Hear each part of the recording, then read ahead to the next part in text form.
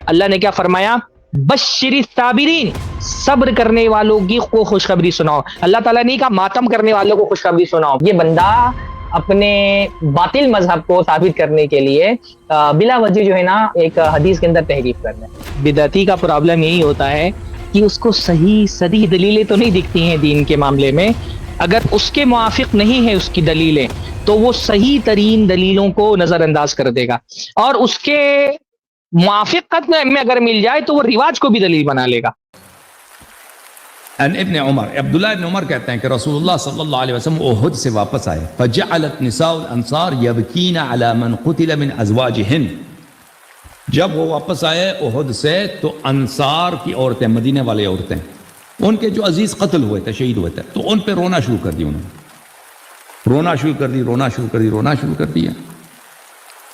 تو عورتوں نے فقال رسول اللہ صلی اللہ علیہ وآلہ وسلم ولیکن حمزہ لا بواکی لہ.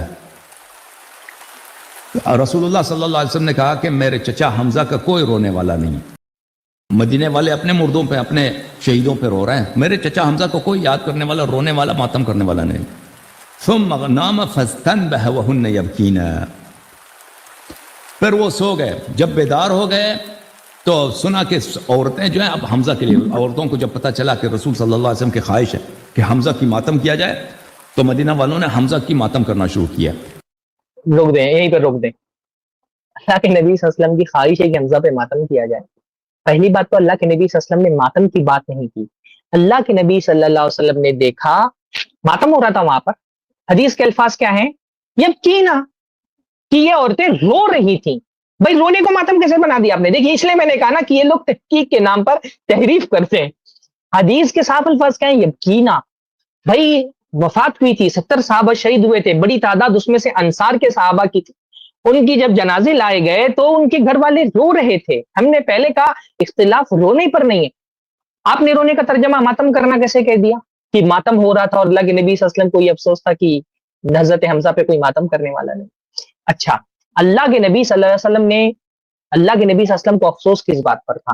اللہ کے نبی کو افسوس اس پر نہیں تھا کہ حضرت حمزہ کو کوئی ماتم کرنے والا نہیں. مسئلہ یہ تھا کہ انصار تو بھائی مدینہ کے تھے، تو جب ان کے شہداء لائے گئے اور ان کے جنازے، ان کی موت کی خبریں پہنچی مدینہ تک کے، تو ان کے گھر خاندان کے افراد سارے کے سارے مدینہ میں تھے، سارے جمع ہو گئے اور رونے لگے.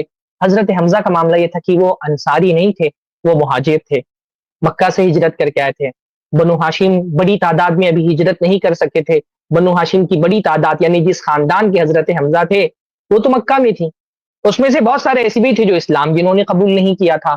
تو حضرت حمزہ کا غم کرنے والے مدینہ میں بہت تعداد میں کم تھے. تو اللہ کے نبی صلی اللہ علیہ وسلم کو اس پر افسوس ہوا کہ حضرت حمزہ کی وفات ہوئی اور ان کا غم کرنے والے، ان کی موت پر اس لیے فرمایا لا بوا کیا لہا، اس کا کوئی رونے والا بھی نہیں، اس پر کوئی رونے، ان پہ کوئی رونے والا بھی نہیں، یعنی رونے والے بہت کم تھے کیونکہ حضرت حمزہ کا خاندان پہلی بات مکہ میں تھا، اور اس میں سے بہت بڑی تعداد ایسے بھی لوگوں کی تھی جنہوں نے اسلام ابھی قبول نہیں کیا تھا، بنو ہاشم کے لوگ تھے. تو اللہ کے نبی کو اس پر افسوس تھا کہ اتنی عظیم شہادت ہوئی ہے اور ان کا غم کرنے والے بھی مدینہ کے اندر موجود نہیں. پر اللہ کے نبی صلی اللہ علیہ وسلم، نہ تو یہاں پہ ماتم کا لفظ ہے، یہاں پر رونے کا لفظ ہے، نہ اللہ کے نبی صلی اللہ علیہ وسلم نے حکم دیا کہ تم ماتم کرو. بس اللہ کے نبی صلی اللہ علیہ وسلم نے اپنے افسوس کا اظہار کیا. ولیکن حمزہ لا بواکی لا. آگے بڑھتے ہیں. پھر وہ سو گئے. جب بیدار ہو گئے تو سنا کہ عورتیں جو ہیں اب حمزہ کے لیے، عورتوں کو جب پتہ چلا کہ رسول صلی اللہ علیہ وسلم کی خواہش ہے کہ حمزہ کی ماتم کیا جائے تو پھر ماتم بول رہے ہیں. ماتم کا لفظ اس کے اندر آیا ہی نہیں، اس میں بار بار لفظ آیا ہے رونے کا، ماتم کا لفظ نہیں آیا ہے. یہ بندہ اپنے باطل مذہب کو ثابت کرنے کے لیے بلا وجہ جو ہے نا ایک حدیث کے اندر تحریف کر رہا ہے. جی، کی ماتم کرنا شروع کیا. فَهُنَّ الْيَوْمِ اِذَا يَبْكِينَ يَنْدُبْنَ بِحَمْزَةٍ. تو راوی کہتا ہے، عبداللہ ابن احمد ابن حنبل کہتا ہے کہ آج ہمارے ہاں یہی ہوتا ہے کہ مدینے میں اگر کوئی شخص مرتا ہے تو پہلے لوگ کس کی ماتم کرتے ہیں؟ پہلے حضرت حمزہ کی ماتم کرتے ہیں کہ نبی صلی اللہ علیہ وسلم کی خواہش ہے کہ کب کسی پہ رو لو تو پہلے حمزہ پہ رو لو. تو پھر وہ لوگ بس یہیں پر رک جاتے ہیں. اور جب اللہ کے نبی صلی اللہ علیہ وسلم سو کر کے اٹھے تو دیکھا وَهُنَّ يَبْكِينَ کہ انصار کی عورتیں رو رہی ہیں، حضرات کی عورتیں جو ہے وہ رو رہی ہیں. اس کے بعد کیا ہوا؟ اس کے بعد کیا ہوا اس کا ذکر بھی صحیح حدیثوں میں مسند احمد ہی میں موجود ہے. پورا واقعہ مسند احمد میں دوسری مقامات پر پہ موجود ہے. کسی بھی واقعے کو سمجھنا ہو تو جب تک اس واقعے کے تمام سندیں اور تمام اس واقعے کی جو روایتیں ہیں ان کو جب ایک جگہ جمع کیا جاتا ہے تب پورا معاملہ سمجھ میں آتا ہے. میں چاہتا ہوں کہ وہ ایک اسکرین شاٹ، کیونکہ انہوں نے حدیث دکھائی ہے تو میں جو اسکرین پر آپ وہ حدیث لگا دے اگر ممکن ہو تو زین بھائی. یہ کچھ حدیث کے الفاظ موجود ہیں. فاستيقظ، اللہ کے نبی صلی اللہ علیہ وسلم جاگے. دیکھیے مسند احمد کی روایت ہے. شیخ شعیب الارناؤط جو کہ ایک بہت بڑے محقق ہیں، نہ صرف محقق ہیں بلکہ انہوں نے پورے ایک ٹیم کے ساتھ مل کر کے مسند احمد کی تحقیق کی ہے. اس لیے جب اس تحقیق کا حوالہ دیا جاتا ہے نا تو کہا جاتا ہے کہ شیخ شعیب الارناؤط اور ان کی پوری ٹیم نے اس حدیث کو سندہ قوی، اس کی سند کو قوی کیا ہے. الفاظ کیا ہیں حدیث کے؟ فاستيقظ وهن يبكين، اللہ کے نبی صلی اللہ علیہ وسلم جاگے تو اللہ کے نبی دیکھا کہ عورتیں رو رہی ہیں. تو اللہ نے فرمایا یا ویحن یا ویحن یا ویحہن، ہائے تمہاری تباہی ہو، یعنی ہائے تمہاری خرابی ہو. اہن ہا ہونا حتلان، اللہ کے نبی فرمایا کیا یہ لوگ اب تک یہیں پر موجود ہیں، آ کر کے رو رہی ہیں.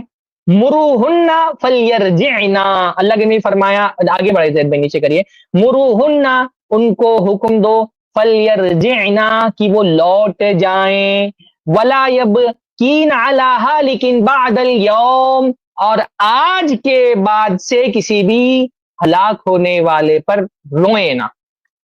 آج کے بعد سے اللہ کے نبی صلی اللہ علیہ وسلم نے منع فرما دیا. تو بھائی جب پورا کانٹیکسٹ آپ جمع کرتے ہیں تو بات کیا سمجھ میں آتی ہے؟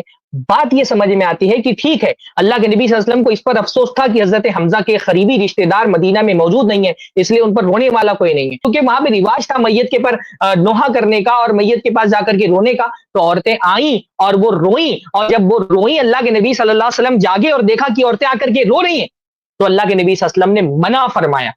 جب پوری حدیث کانٹیکٹ کے ساتھ سامنے رکھی جاتی ہے تو پتہ چلتا ہے کہ یہ عمل ہوا، پر اللہ کے نبی صلی اللہ علیہ وسلم نے اس کو پسند نہیں کیا، بلکہ فرمایا آج کے بعد، اب تک جو ہوا وہ ہو گیا.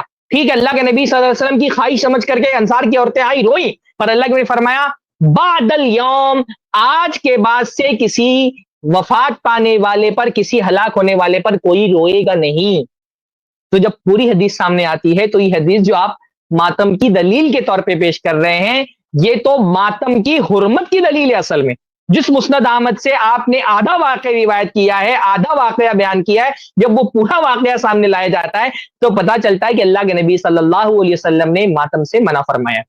باقی رہی یہ بات، آگے بھی یہ بات حوالے پیش کریں گے کہ مدینہ میں یہ رواج تھا کہ عورتیں جو ہے اس کے بعد جب بھی کسی کی وفات ہوتی تو حضرت حمزہ کا وفات پر روتی، ان کے غم پر روتی، اور اس کے بعد اپنے رشتہ دار کے غم پر روتی.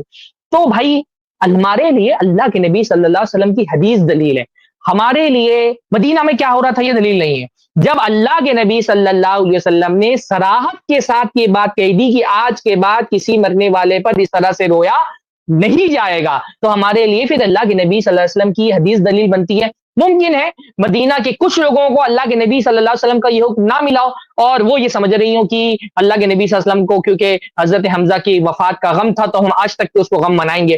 تو جب اللہ کے نبی کی صحیح صریح حدیث آ گئی، میں اس کی سندوں پہ بھی نہیں جاتا جو آگے انہوں نے روایتیں پیش کی، آپ چاہیں تو اس کو آگے بھی بڑھا سکتے ہیں، لیکن یہ اللہ کے نبی صلی اللہ علیہ وسلم کے عمل کے خلاف ہے، اللہ کے نبی صلی اللہ علیہ وسلم کے حکم کے خلاف ہے. ہمارے لیے دلیل اللہ کے نبی صلی اللہ علیہ وسلم کا حکم ہے، مدینہ والوں کا عمل ہمارے لیے دلیل نہیں ہے. بس اتنا جواب جو ہے نا اس بات کے لیے کافی ہے کہ مدینہ والے یہ کام کرتے تھے. باقی رہا اللہ کے نبی صلی اللہ علیہ وسلم کا معاملہ تو اللہ کے نبی نے تو اس سے منع فرمایا.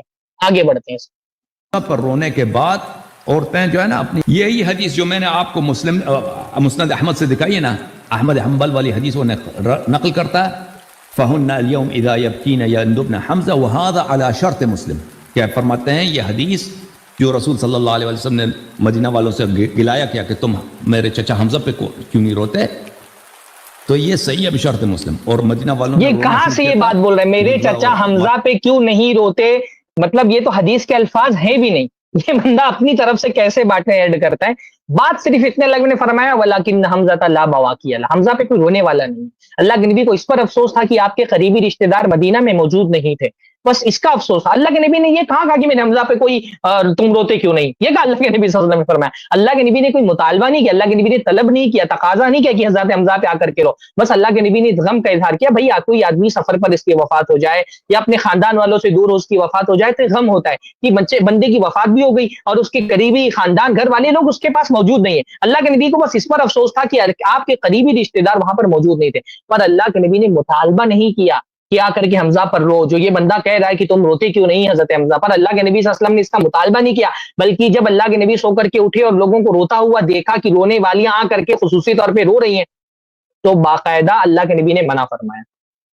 جی آگے بڑھیں. ماتم کرنا کیا تھا حمزہ پر, اور آج تک حمزہ پہ ماتم ہوتا ہے.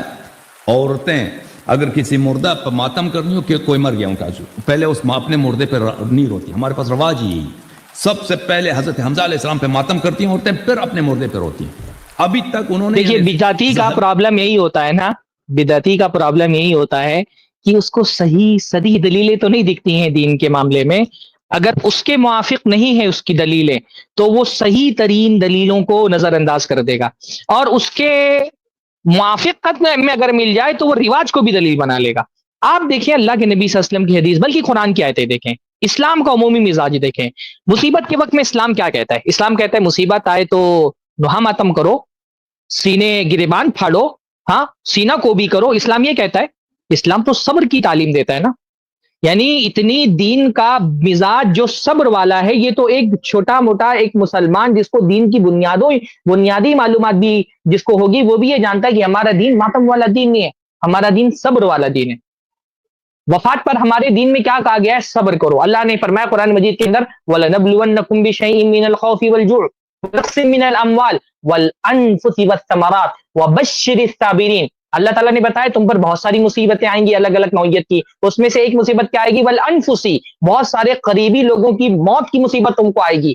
اس پر تم کو کیا کرنا ہے؟ جب شہادتیں ہوں, قریبی لوگوں کی موت ہو جائے, اللہ نے کیا فرمایا؟ بشر الصابرین, صبر کرنے والوں کی خوشخبری سناؤ. اللہ تعالیٰ نے کہا ماتم کرنے والوں کو خوشخبری سناؤ, اللہ تعالیٰ نے کہا صبر کرنے والوں کو خوشخبری سناؤ. صبر کرنے کا حکم دیا گیا. جب کسی کی عزیز کی وفات ہو, شریعت کیا کہتی ہے؟ نوحے پڑھو, ماتم کرو, سینہ کو بھی کرو. شریعت کہتی الذین اذا اصابتهم مصیبت قالوا انا للہ وانا الیہ راجعون. جب کوئی مصیبت آتی ہے ایمان والے بندے پر تو وہ ماتم اور سینہ کو بھی نہیں کرتا, وہ نوحے نہیں پڑھتا, وہ کیا کرتا ہے؟ انا للہ وانا الیہ راجعون. وہ کہتا ہے انا للہ وانا الیہ راجعون. یہ حکم دیا ہے ہماری شریعت نے کسی کی موت پر. یہ قرآن کی آیتیں موجود ہیں. آپ جا کر کے مدینہ میں کیا چل رہا تھا, مدینہ کی بعض عورتوں میں کیا رواج تھا, اس سے دلیل پکڑ رہے ہیں. بھائی اللہ کا قرآن, اللہ کا کلام کھول کر کے دیکھو کہ اللہ کا کلام ہم سے کیا مطالبہ کرتا ہے. اپنے موافق نہ ملے تو قرآن کو بھی نظر انداز کر دو, موافق مل جائے تو مدینہ میں یہ رواج تھا وہ بھی دلیل بن جاتا ہے تمہارے لیے. ہاں پورا اجماع دلیل آپ کے لیے نہیں بنتا, لیکن مدینہ کا عمل آپ کے لیے دلیل بن جاتا ہے. اللہ کے نبی کی حدیثات کے لیے دلیل نہیں بنتی. اللہ کے نبی نے کیا فرمایا؟ لیس منا من لطم الخدود وشق الجیوب ودعا بدعوى الجاہلیہ. ہم میں سے نہیں ہے وہ آدمی. اللہ کے نبی نے یہ بتایا کہ وہ شخص ہم میں سے نہیں ہے. من لطم الخدود, جو اپنے چہروں کو مارے, یا چہرے کے غم کے مارے سے جو چہرے پہ جھاپڑ مارتے ہیں, اپنے تھپڑ مارتے ہیں, ان کے بارے میں کہا جا رہا ہے کہ وہ ہمارے طریقے پہ نہیں ہے, یہ نبی کا طریقہ ہے. یہاں پر تو تلواریں لے کر کے سینے کاٹے جا رہے ہیں, چھوٹے چھوٹے بچوں کے چھریاں چلائی جا رہی ہیں, ان کے سروں پر ان کو لہو لہان کیا جا رہا ہے. جو شریعت ہم کو چہرے پر تھپڑ مارنے سے منع کرتی ہے, وہ شریعت میں اس کی اجازت ہو سکتی ہے کہ معصوم بچوں کے سروں پہ آپ چھریاں مارے, بلیڈ سے اپنے سینے کاٹے؟ ہاں فرمایا ہم میں سے نہیں ہے جو اپنے گریبان کو پھاڑے, جاہلیت کی پکار پکارے. اللہ کے نبی صلی اللہ علیہ وسلم نے نوحہ کرنے والوں کو جاہلیت کی پکار پکارنے والا کہا. بلکہ ایک حدیث میں فرمایا, اللہ کے نبی صلی اللہ علیہ وسلم نے, متفق علیہ روایت ہے کہ صحیح مسلم کی روایت ہے, اربع فی امتی من امر الجاہلیہ لا یترکونہن. میری امت میں 4 چیزیں ایسی ہیں جو جاہلیت کے معاملات میں سے جن کو وہ خط چھوڑیں گے نہیں. اس میں سے ایک کیا اللہ نے فرمایا؟ النیاحہ, نوحہ کرنا. اللہ نے فرمایا نوحہ کرنا جاہلوں کا کام ہے. اللہ نے فرمایا انسان فی الناس ہما بہم کفر, 2 چیزیں ہیں جو لوگوں میں کفر ہیں, الطعن فی النسب والنیاحۃ علی المیت, نسب میں طعن کرنا اور میت پر نوحہ کرنا، بے شمار اللہ کے نبی صلی اللہ علیہ وسلم کی حدیث ہیں۔ اللہ نے فرمایا صوتانی ملعونانی فی الدنیا والآخرہ، دو آوازیں ہیں جو ملعون ہیں دنیا میں بھی اور آخرت میں بھی، مزمار عند نعمت، نعمت کے وقت موسیقی کی آواز، ورنۃ عند مصیبت، اور مصیبت کے وقت نوحی کی آواز۔ نوحی کی آواز، رنہ کس کو کہتے ہیں؟ الصیحۃ ذات الصوت المرتفع، چیخ کر کے تیز آواز میں ماتم کرنا، چیخنا غم کی مارے۔ لیکن نے فرمایا یہ ملعون ہے، اللہ رب العالمین کی لعنت ہے ماتم کرنے والوں کی آواز پر۔ صحیح سرین حدیث ہے، قرآن کی آیتیں موجود ہیں، وہ نہیں دکھائی دے رہی۔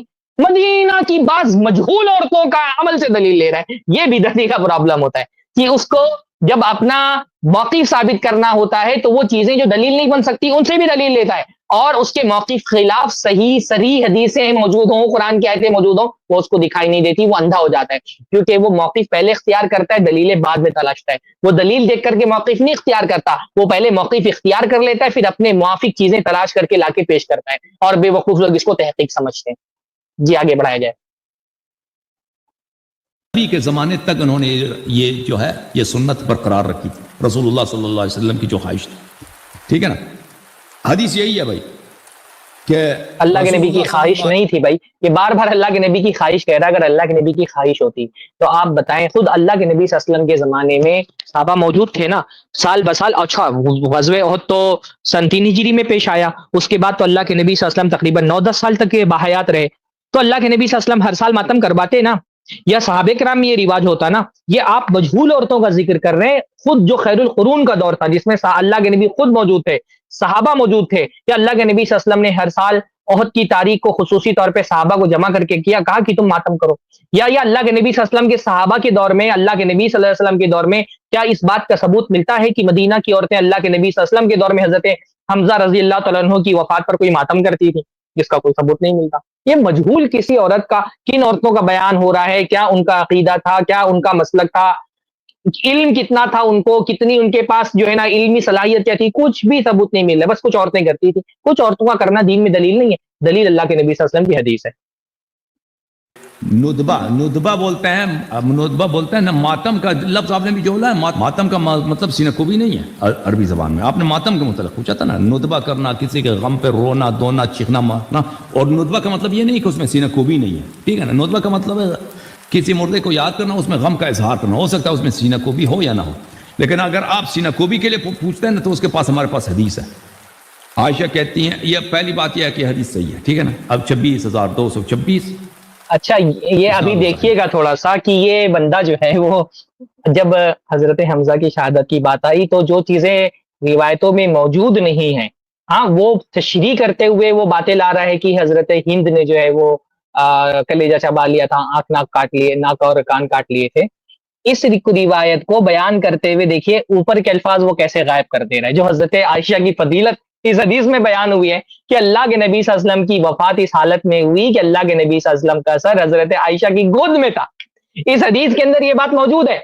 یہ بندہ دوسری جو روایتیں ہیں ان کا ترجمہ بھی کر رہا ہے، ترجمے میں کچھ اضافہ کر کے اپنی طرف سے تشریح بھی ایڈ کر رہا ہے۔ اس کے سامنے حضرت عائشہ کی فضیلت والی حدیث موجود ہے نا، دیکھیے یہ کیسے چھٹک جاتا ہے۔ اور جو حدیث کے الفاظ ہیں کہ اللہ کے نبی صلی اللہ علیہ وسلم کی وفات ہوئی اور اللہ کے نبی صلی اللہ علیہ وسلم کا سر جو ہے وہ میری گود میں تھا، میرے سینے پر تھا، میرے سینے اور میری گود پر تھا، وہ حدیث الفاظ سامنے اس کے موجود ہیں، لیکن وہ الفاظ کا ترجمہ نہیں کر رہے، کھٹ سے وہ آگے بڑھ جا رہے ہیں۔ جی چلائیں تو۔ اچھا، عائشہ کہتے ہیں رسول اللہ صلی اللہ علیہ وسلم کی وفات ہو گئی ہے، میں نے ان کا سر جو ہے سر مبارک کس پہ رکھا ہے؟ تکیے پہ رکھا ہے، یعنی جسد شریف پہ۔ دیکھیے پوری اللہ کے نبی کی ماتا رسول اللہ بین سحری و نحری، اللہ و نحری، اللہ کے نبی صلی اللہ علیہ وسلم کی وفات ہوئی، حضرت عائشہ فرما رہی ہیں، اور آپ کی وفات میری گردن اور میرے سینے کے درمیان ہوئی۔ یہ حضرت عائشہ کی فضیلت ہے۔ یہ بندہ کیسے چھٹک گیا آگے؟ جہاں پر حضرت عائشہ کی فضیلت کا ذکر آیا وہاں ذکر نہیں کیا، کہا ماتا رسول اللہ کے نبی کی وفات ہوئی، اور بیچ میں سارا جو نص تھی، جو سارے حضرت عائشہ کی فضیلت کی اصل بات تھی، اس کو چھٹک گیا، اس کا ترجمہ ہی نہیں کیا، اور سیدھا بات یہاں تک پہنچا دی کہ انہوں نے اللہ کے نبی صلی اللہ علیہ وسلم کا سر تکیے پر رکھا۔ بھائی تکیے پر رکھنے سے پہلے کہاں تھا سر؟ تکیے پر سر رکھنے سے پہلے اللہ کے نبی صلی اللہ علیہ وسلم کا سر حضرت عائشہ کی گود میں تھا۔ اللہ کے حضرت عائشہ رضی اللہ تعالیٰ عنہ فرما رہی ہیں کہ بین السحری वनहरी, अल्लाह के नबी सल्लल्लाहु अलैहि वसल्लम का अल्लाह के नबी का सर मेरी गर्दन और सीने के दरमियान था, गर्दन और सीने के दरमियान था। अल्लाह के नबी सल्लल्लाहु अलैहि वसल्लम ने इस हालत में वफात पाई कि हजरत आयशा ने उनको अपने सीने से लगा करके रखा था। तो ये देखिए, इसको तहकीक बोलते हैं, ये तहरीफ है। हाँ, कैसे ये जो है ना, जब अपने मतलब के खिलाफ बात आती है तो कैसे ये छटक जाते हैं, तर्जमा ही नहीं कर रहे बंदा। ये चलिए आगे बढ़ाएं। तो सर है तकिए पे रखा है। वकुमतु अल्तदिम मअन निसा, वहां पे औरतें थी, मदीने की औरतें, वो सब सीना कोबी और चेहरा कोबी कर रहे हैं। इल्तिदाम बोलते हैं सीना कोबी और चेहरा कोबी को, सीने पे मारना और रुखसार पे मारना। तो मैं उनके साथ मिल गई, वह अज़रिब वजही, मैं सीना कोबी और चेहरा कोबी में मैं लग गया, लग गई, ठीक है ना। अच्छा, तो ये सिर्फ ना सिर्फ आयशा ने किया, मदीने अच्छा ठीक है, हजरत असल तो इल्तिदाम का असल तर्जमा जो उलमा ने किया है इल्तिदाम का, वो तर्जमा किया है रोना, खूब रोना, बहुत ज्यादा रोना। सीना को भी उसका तर्जमा करना सही नहीं। थोड़ी देर के लिए ये बात मान भी लेते हैं कि अल्तदीमू का मतलब होता है सीना को भी करना, और ठीक है, आगे हदीस के अल्फाज भी हैं, वह अज़रिबू वजही, ये बात हजरत आयशा से साबित, सही सनद से साबित है कि हजरत आयशा ने अपने चेहरे पर हाथ मारे। लेकिन इस हदीस को भी जब आप सारी सनदें मिला करके पूरा मतन सामने रखते हैं तो आपको इसके बरखिलाफ बात पता चलती है। ये हदीस भी मातम करने पर नहीं, मातम से मना करने की दलील है। कैसे? मैंने वो हजरत आयशा का एक स्क्रीनशॉट, जो हदीस मुस्नद अहमद की हदीस नंबर 26348 है, जहां पे इस हदीस की मजीद तफसील मौजूद है, वो मैंने स्क्रीनशॉट भेजा है, जैद भाई वो आप लगा दे। देखिए हदीस के अल्फाज क्या हैं, पूरे हदीस के अल्फाज हैं। हजरत अब्बाद फरमाते हैं, क़ाल समिअतु आयशा तक़ूल, मैंने आयशा को ये कहते हुए सुना, माता रसूलुल्लाह सल्लल्लाहु अलैहि वसल्लम, सैयद आयशा फरमाती है रज़ी अल्लाह तआला अन्हा कि अल्लाह के नबी सल्लल्लाहु अलैहि वसल्लम की वफात हुई बैन सहरी व नहरी, अब मेरे सीने और मेरे गर्दन के दरमियान में, मेरे गर्दन और मेरे सीने के दरमियान में, वफ़ी दौलती, और मेरी बारी में उनकी वफात हुई, कि मेरी बारी थी जब अल्लाह के नबी की वफात हुई। लम अज़लिमु फ़ीहा अहदन, मैंने किसी पर जुल्म नहीं किया था। आगे हज़रत आयशा क्या फरमा रही हैं, जब पूरी सनद के अलग अलग सनदों से आप पूरे वाक़े को जमा करते हैं, ये हमारा इस्तिदलाल है। फरमा रही हैं फ़मिन सफ़ही व हदासति सिन्नी, तो ये मेरी बेवकूफ़ी थी। सफ़ह, सुफ़हा कुरान मजीद में है ना, अला इन्नहुम सुफ़हा, मुनाफिकीन को अल्लाह ने कहा कि वही बेवकूफ़ है असल में। फरमा रहे फ़मिन सफ़ही, ये मेरी बेवकूफ़ी थी, वह हदासती सिन्नी, और मेरी कम उम्री थी, मैं बहुत ज्यादा उम्र वाली नहीं थी। अन्ना रसूलुल्लाह क़ुबिज़ व हुवा फ़ी हिज्री, अल्लाह के नबी की वफात हुई और वो मेरे गोद में थे। सुम्मा वज़अतु रासहु अला विसादतिन, तो मैंने अल्लाह के नबी सल्लल्लाहु अलैहि वसल्लम का सर अपने तकिए पर रखा। व कुन्तु अल्तदिमु मअन निसा, और मैं खुद औरतों के साथ मिलकर के रोने लगी। व अज़रिबु वजही, और अपने चेहरे को मारने लगी। हजरत आयशा अफसोस कर रही हैं कि मुझे इतना सदमा था और मैं इतनी कम उम्र थी कि उस सदमे को झेल नहीं पाई, और मुझे अल्लाह के नबी सल्लल्लाहु अलैहि वसल्लम का ये हुक्म पता नहीं रहा कि इस सदमे में चेहरे पर हाथ मारना और इस तरह से गिरिया करना, रोना, ये सही नहीं है। ये अपने इस अमल पर हजरत आयशा अफसोस कर रही हैं और अपनी तरफ से एक्सक्यूज क्या पेश कर रही हैं, कह रही हैं फमिन सफही व हदासती सिन्नी, ये मैंने क्यों किया? अपनी बेवकूफी की वजह से किया, कि उस सदमे में अपने आप को संभाल नहीं पाई, अपनी कम उम्री की वजह से किया, कि मैं इतनी मेच्योर नहीं थी कि मैं ये समझ पाती और उस वक्त मैं ये एहसास कर पाती कि मेरा ये रवैया अल्लाह के नबी सल्लल्लाहु अलैहि वसल्लम की तालीम के मुवाफिक नहीं है, दीन के एतबार से दुरुस्त नहीं है, उस पर अफसोस कर रही है। हजरत आयशा ने ये किया, भाई हजरत आयशा का करना दलील है या हजरत आयशा क्या उस करने पर अफसोस करना दलील है? हजरत आयशा तो कर तो दिया, उनसे सरजद हो तो गया एक अमल, और उस पर वो अफसोस कर रही। अगर आदमी से सदमे की शिद्दत से कोई ऐसा काम हो जाए जो नहीं करना चाहिए, तो वो सदमे की शिद्दत से होने वाला काम दलील नहीं होता। भाई देखिए, हजरत मूसा रज़ी अल्लाह ताला, हजरत मूसा अलैहिस्सलाम अल्लाह रब्बुल आलमीन से मुलाकात के लिए मीकात पर गए। जब मीकात से लौटे तो उनको पता चला उनकी कौम के लोग अल्लाह को छोड़कर बछड़े की पूजा कर रहे हैं। क्या किया उन्होंने? कुरान मजीद फरमाता है वअल्क़ल अलवाह, वो तख्तियां जिसमें तौरात लिखी थी उन्होंने फेंक दी। अल्लाह का कलाम उसके अंदर था, उन्होंने सदमे के मारे फेंक दिया उसको। मोहम्मद हुसैन नजफी जो शिया आलिम है, वो कुरान का तर्जमा करते कहता है, वो अलक़ल अलवाह का तर्जमा करते हुए कहता है कि सूरह नंबर 7 आयत नंबर 150 कहता है तर्जमा करते हुए, और फिर लिल्लाही जोश में आखिर तौरात की तख्तियां हाथ से फेंक दी। اب آپ کوئی کہے کہ حضرت موسیٰ نے اللہ کا کلام پھینک دیا تو اللہ کا کلام پھینکا جا سکتا ہے؟ بھائی وہ صدمے کی شدت تھی، بعض مرتبہ صدمے کی شدت میں آدمی خود کو نہیں سنبھال پاتا۔ تو اسی جو شیعوں کا ایک بڑا مفسر ہے وہ کہتا ہے کہ وَأَلْقَى الْأَلْوَاحَ یعنی رماها، کی تختیاں پھینک دی، یا القا کا مطلب ہوتا ہے رماها، کی تختیوں کو پھینک دیا۔ تو بھائی اچھا، حضرت عائشہ کا عمل جب صریح حدیث کے خلاف ہم کو مل جاتے، جب اللہ کے نبی صلی اللہ علیہ وسلم نے منع فرمایا ہے نوحہ کرنے سے، اس طرح سے چیخ پکار کرنے سے، تو اگر حضرت عائشہ کا یہ عمل شعور کے ساتھ بھی ہوتا تو ہماری دلیل نہیں ہو سکتا تھا، کیونکہ اللہ کے نبی کی صریح حدیث ہے، اللہ کے نبی نے خصوصی طور پہ بیویوں کو منع فرمایا کہ وہ اس طرح سے نوحہ ماتم نہ کریں۔ دیکھیے حضرت ابو موسیٰ رضی اللہ تعالیٰ عنہ کے بارے میں یہ صحیح روایت موجود ہے کہ حضرت موسیٰ رضی اللہ تعالیٰ، حضرت ابو موسیٰ رضی اللہ عنہ وجع ابو موسیٰ وجعا شدیدا فغشی علیہ ورأسہ فی حجر امرأۃ من اہلہ، کہ حضرت ابو موسیٰ کو بہت شدید تکلیف ہوئی اور وہ ان کو غشی طاری ہو گئی اور ان کا سر جو ہے وہ ان کی بیوی کے گود میں تھا، عین وہی صورتحال ہے۔ فلم یستطیع ان یرد علیہ شیئا، اور ایسی غشی طاری ہوئی کہ وہ کچھ جو ہے نا رسپانس نہیں کر پا رہے تھے، ان کی بات کا جواب نہیں دے پا رہے تھے۔ فلما افاقا، تو جب وہ ان کو جو ہے نا افاقہ ہوا اور ان کو یہ بات پتہ چلی تھی کہ ان کی بیوی چیخ رہی تھی، تو انہوں نے فرمایا انا بریء ممن برئ منہ رسول اللہ صلی اللہ علیہ وسلم، یہ متفق علیہ روایت ہے۔ حضرت موسیٰ کہتے، ابو موسیٰ کہتے ہیں جب انہوں نے دیکھا تھا کہ ان کی بیوی چیخی تو کہا کہ حضرت موسیٰ کہتے ہیں، ابو موسیٰ کہتے ہیں کہ میں اس سے بری ہوں جس سے اللہ کے رسول بری تھے۔ ان رسول صلی اللہ علیہ وسلم بریء من الثالقۃ والحالقۃ والشاقۃ، اللہ کے نبی صلی اللہ علیہ وسلم نے اپنی برات کا اظہار کیا ہے، اللہ کے رسول نے بیداری کا اظہار کیا ہے، کس سے؟ الثالقہ سے۔ ثالقہ کا مطلب کیا ہوتا ہے؟ چلا کر رونے والی سے۔ والحالقۃ، حالقہ کا مطلب کیا ہوتا ہے؟ اپنے گریبان چیرنے والی سے۔ والشاقۃ، حالقہ کا مطلب ہوتا ہے اپنا سر منڈوانے والی سے۔ والشاقۃ، اور شاقہ کا مطلب ہوتا ہے اپنا گریبان چیرنے والی سے، یعنی اللہ کے نبی نے غم کے موقع پر چلا کے رونے والی سے۔ الصالقہ کا مطلب ہوتا ہے رافعۃ الصوت التي تصوت وترفع صوتها بالبكاء والصراخ، کہ صالقہ کس کو کہتے ہیں؟ جو اپنی تیز آواز سے چیختی ہے روتے ہوئے، اللہ کے نبی نے فرمایا میں اس سے بری ہوں۔ حالقہ جو اپنے سر کو جو ہے مڈوا دیتی ہے غم کے وقت میں۔ شاقہ جو اپنے کپڑوں کو پھاڑتی ہے۔ اللہ کے نبی نے تو بیویوں کو خصوصی طور پہ یہ کہا ہے کہ وہ چیخ کر کے نہ روئیں شوہر کی موت پر، جب اللہ کے نبی نے صاف طور پہ منع کیا۔ اگر حضرت عائشہ نے یہ پورے شعور کے ساتھ اور ہوش و حواس میں بھی کیا ہوتا تو بھی یہ دلیل نہیں بن سکتا تھا۔ یہاں پر تو معاملہ یہ ہے کہ حضرت عائشہ نے صدمے سے کیا اور اللہ کے نبی صلی اللہ علیہ وسلم نے عورتوں کو منع فرمایا ہے شوہر کی موت کے وقت اس طرح سے چیخ کر کے رونے سے۔ نہ صرف اللہ کے رسول نے منع فرمایا ہے بلکہ آپ دیکھیں گے کہ شیعہ کتابوں میں بھی، کیونکہ یہ ماتم کو جو رواج ہے یہ شیعہ کتابوں، یہ بعد میں شیعوں نے جو ہے نا وہ عیسائیوں کو دیکھ کر کے ان سے یہ ماتم کا تصور لے لیا ہے، ورنہ آپ شیعوں کی کتابوں میں بھی دیکھیں گے تو باقاعدہ ان کی کتابوں میں انکار ہے ماتم کا۔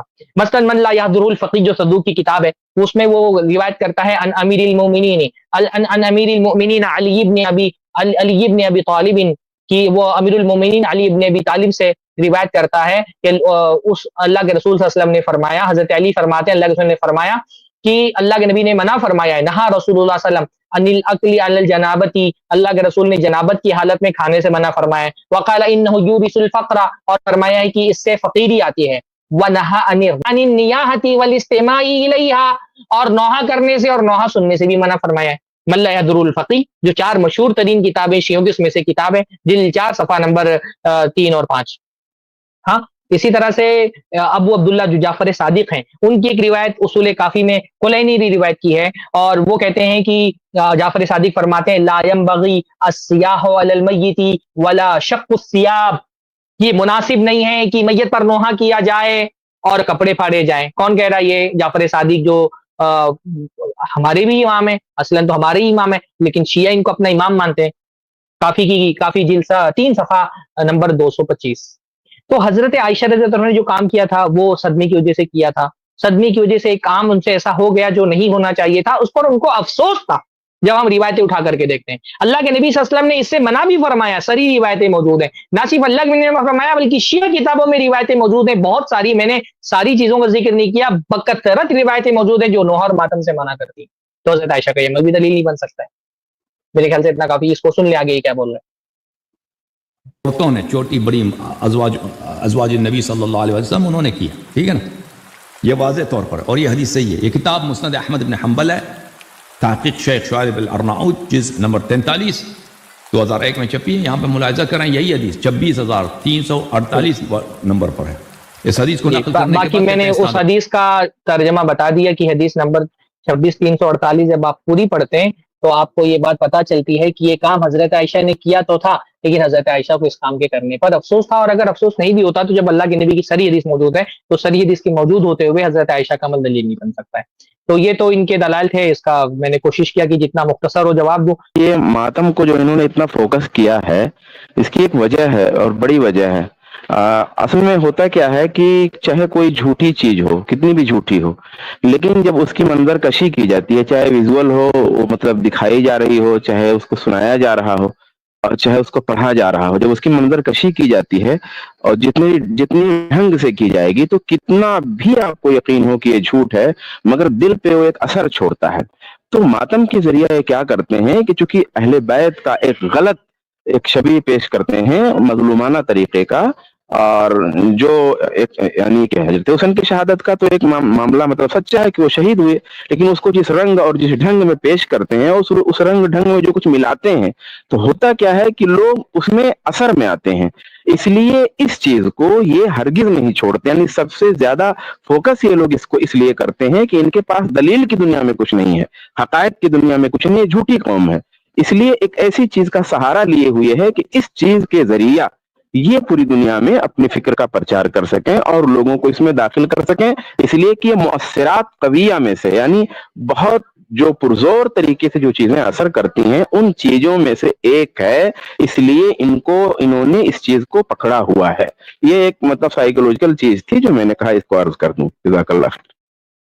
اچھا, ایک اور چیز میں یہاں پہ واضح کر دوں کہ یہ جتنی روایات میں آتا ہے نا کہ حمزہ رضی اللہ تعالیٰ عنہ کی شہادت پر اللہ کے رسول روئے. اچھا, سب سے پہلے جو یہ اس شخص نے جو پیش کیا تھا نا روایت مستدرک حاکم کی, تو اس میں اس نے نیچے امام زابی کا تبصرہ پیش نہیں کیا, جبکہ امام زابی نے کہا کہ اس میں ایک راوی متروک ہے. تو پہلے نمبر پر جو اس نے روایت پیش کی مستدرک حاکم کی, تو وہ روایت صحیح نہیں ہے, متروک راوی ہے. امام زابی کا نیچے تبصرہ موجود ہے لیکن اس بندے نے پڑھا نہیں اس کو. حالانکہ دوسری بار جب ایک روایت پڑھا تو امام زابی کا تبصرہ بھی پڑھ کے سنایا اس نے, لیکن جہاں پہلے فرسٹ ٹائم پہ جہاں دیکھا کہ امام زابی نے نقل کر دیا وہاں نہیں سنایا. لیکن ایسی صحیح روایتیں ہیں کہ اللہ کے نبی صلی اللہ علیہ وسلم رو پڑے حمزہ رضی اللہ کی شہادت پر. ایک اور روایت ہے کہ حسین رضی اللہ تعالیٰ عنہ کا ذکر کیا اللہ کے رسول نے, اور اس پہ جو ہے آپ صلی اللہ علیہ وسلم کی آنکھوں سے آنسو بہ پڑے. ایک اور روایت ہے کہ اللہ کے رسول نے جو ہے اپنی بیٹی بچوں پہ, اللہ کے رسول کے بچوں کی وفات پر بھی آنسو آئے. تو ایسی کئی روایتیں ہیں کہ اللہ کے رسول نے اپنے خاندان کے افراد کی وفات پر یا شہادت پر آپ صلی اللہ علیہ وسلم رو پڑے. ٹھیک ہے, اب اس سے لوگ کیا دلیل لیتے ہیں کہ ہم بھی اللہ کے نبی صلی اللہ علیہ وسلم نے جن جن پر روئے ہم بھی روئیں گے, یہ سنت ہے. نہیں بھائی, اگر اس سے جو فطری طور پر رونا ثابت ہوتا ہے وہ یہ ثابت ہوتا ہے کہ آپ کے گھر میں آپ کا بچہ اگر فوت ہو گیا آپ رو سکتے ہو, آپ کا کوئی بچی کی وفات ہوگی آپ اس میں رو سکتے ہو. یہ سنت نہیں ثابت ہوتی کہ اللہ کے نبی صلی اللہ علیہ وسلم کی اولاد کا ذکر کر کے, حسین کا ذکر کر کے یا حمزہ کا ذکر کر کے آپ رو, یہ نہیں ثابت ہوتا. اس سے یہ ثابت ہوتا ہے کہ آپ کے گھر میں اگر ایسی حالت آتی ہے اور فطری طور پر آپ کی آنکھوں سے آنسو بہ پڑتے ہیں تو اس میں گنجائش ہے.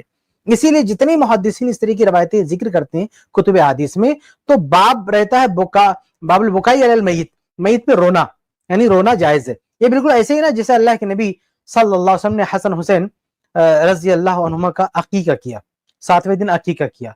اب اس سے یہ سنت, اس سے کون سی سنت ثابت ہوگی؟ وہ یہ کہ اگر ہمارے یہاں کوئی بچہ پیدا ہوتا, ہمارا بیٹا, ہمارا نواسا, تو ہم بھی 7ویں دن اس کا عقیقہ کریں گے.